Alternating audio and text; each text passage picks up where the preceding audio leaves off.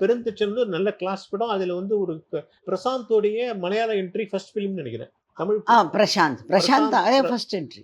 மலையாளத்துல அதான் பிரசாந்தோட மலையாளத்துல first. First entry. Prashanth Thiagaraj அடையாளமே தெரியாது. ரொம்ப இல்ல. யூத்ஃபுல்லா இருப்பாங்க 2 பேரும். பெரிய பையா. ஆமா. எனக்கு இவங்கெல்லாம் பசங்க மாதிரி தான் நான் அவங்கள செட்டில் நான் தான் பார்த்துருக்கேன் எல்லாரும். ம். எனக்கு ரொம்ப ரொம்ப குஷியாக இருந்தேன். ரொம்ப சந்தோஷமாக இருந்தது. ம். நல்ல டேஸ். இவர் கேமராமேனான சந்தோஷ் சிவன். அவர் எல்லாரும் எல்லாரும் சின்ன பசங்க மாதிரி தானே எனக்கு அந்த டைமில். இவங்களெல்லாம் மனிஷாவோட ஃப்ரெண்ட்ஸ் மாதிரி தான் இருந்தது. ரொம்ப ரொம்ப ஹோம்லியான எல்லாம் மனிஷா பண்ண எல்லா படத்திலும் ரொம்ப ஹோம்லியான அட்மாஸ்பியர்.